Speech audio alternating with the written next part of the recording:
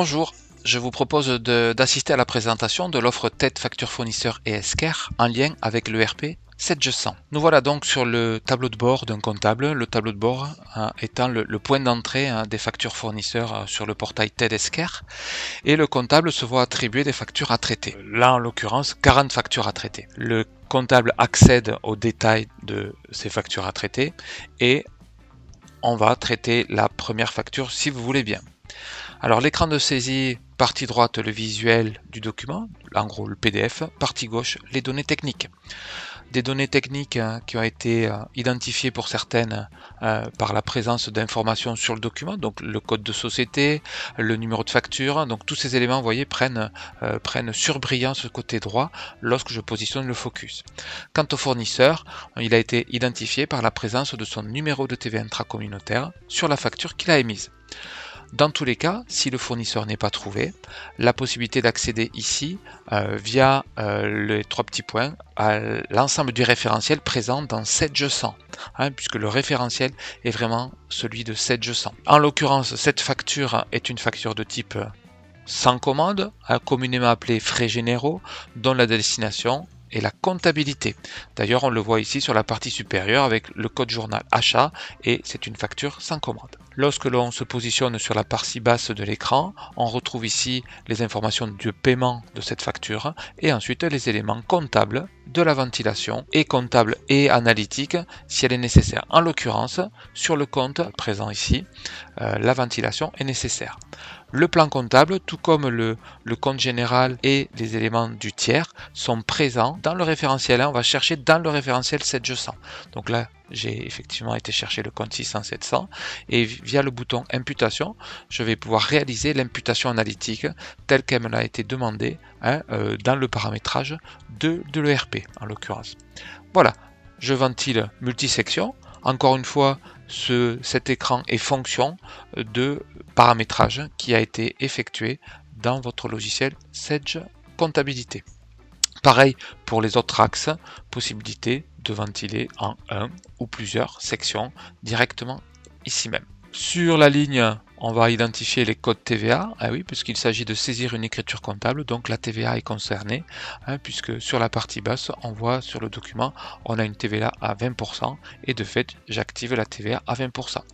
Il serait effectivement aussi possible d'insérer de nouvelles lignes de compte général pour ventiler la facture dans plusieurs comptes généraux. Notre facture est maintenant prête à être comptabilisée et donc à être transférée via une action du comptable, via une action de comptabilisation pour générer une écriture comptable dans le journal des achats.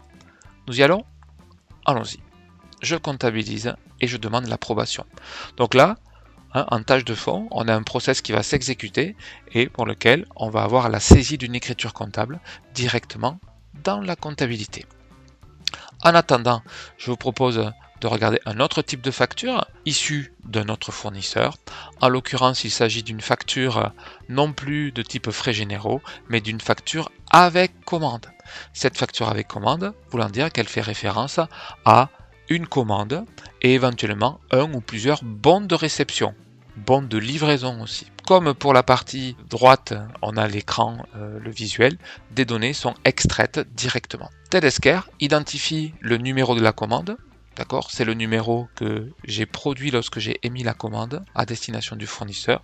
Je retrouve mon numéro de commande, je retrouve aussi éventuellement le contenu de cette commande via la présence des postes, on appelle ça des postes de commande avec les références directement des articles. La manifestation de cette quête du numéro de commande se présente sous la forme ici, non pas de comptes généraux présents dans la zone de saisie, mais sous forme de référence article.